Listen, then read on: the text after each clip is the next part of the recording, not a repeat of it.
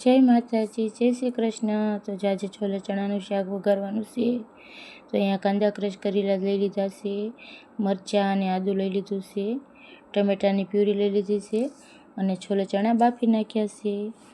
અહીંયા તેલ મૂકી દીધું હતું, તેલ આવી જાય એટલે મારી પાસે રાઈ નાખવાની છે, હિંગ નાખવાની છે અને જીરું નાખવાનું છે અને તમાલપત્ર નાખ્યા છે।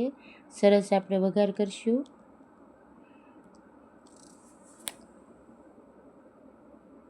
એમાં આપણે ક્રશ કરેલા કાંદા નાખશું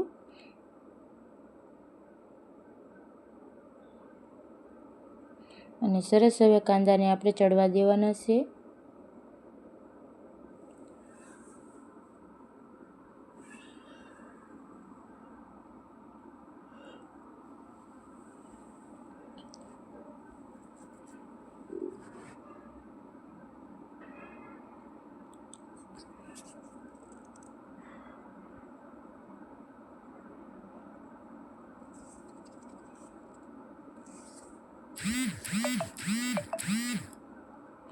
કાંદા સરસ ચડી જાય એટલે આપણે એમાં આદું અને મરચાં નાખવાના છે। આદું મરચાંને પણ એકદમ ઝીણા ક્રશ કરી નાખ્યા છે અને સરસ આપણે હવે હલાવી નાખશું।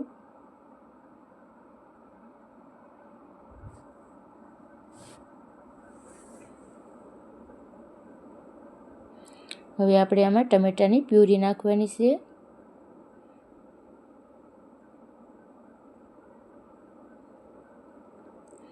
અને સરસ મિક્સ કરી નાખશું।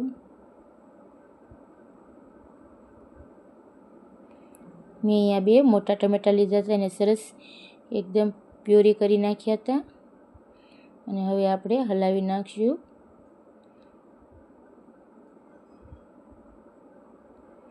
અને આપણે આને ચડવા દઈશું। જ્યાં લગીને તેલ છૂટું ન પડે ત્યાં લગીને ચડવા દેવાનું છે ટમેટાં, કાંદા, મરચાં અને આદુને।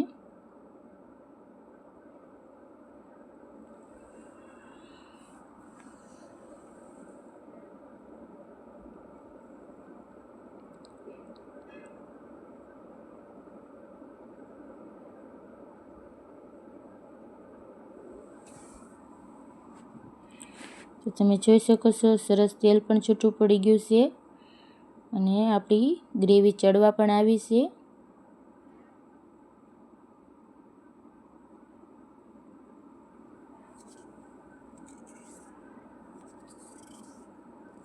ગ્રેવી ચડી જાય એટલે આપણે હવે એમાં મસાલા કરવાના છે।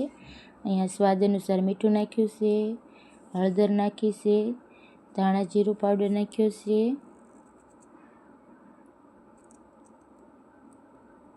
અને છોલેનો મસાલો નાખ્યો છે।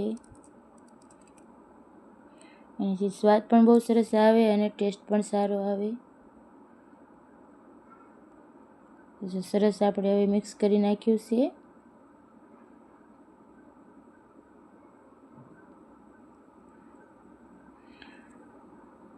છોલેનો મસાલો નાખ્યો એટલે છોલે ચણા સ્વાદિષ્ટ બને છે।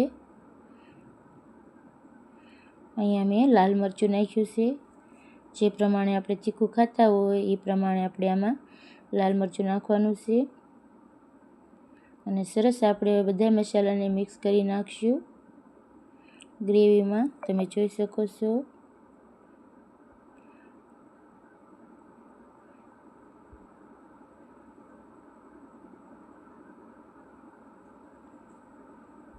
તો જો ગ્રેવી સરસ તૈયાર થઈ ગઈ હતી। આમાં મેં 1 ચમચી ખાંડ નાખી છે, 1 થી 1.5 ચમચી જેટલી ખાંડ નાખી છે અને થોડુંક પાણી નાખ્યું છે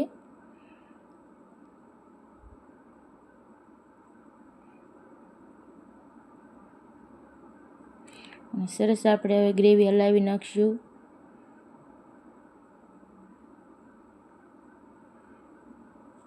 અને ઘડીક આપણે ગ્રેવીને ચડવા દેવાની છે।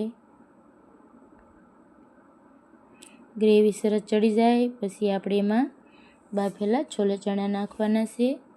તમે જોઈ શકો છો। હવે સરસ આપણે મિક્સ કરી નાખશું।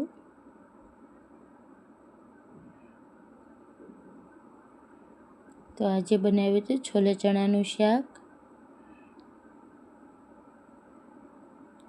અને હવે ઉપરથી આપણે લીંબુનો રસ નાખશું એટલે ખાટા મીઠા છોલે ચણાનું શાક બહુ સરસ લાગે. વિડીયો ગમ્યો હોય તો લાઈક કરજો અને કોમેન્ટ કરજો કેવી લાગી આજની છોલે ચણાની રેસીપી. તૈયાર છે છોલે ચણાનું શાક. હવે ઉપરથી આપણે ધાણા નાખશું.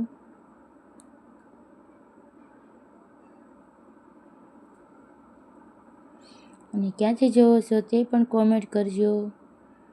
તો આજે બનાવ્યું હતું છોલે ચણાનું શાક. જય માતાજી.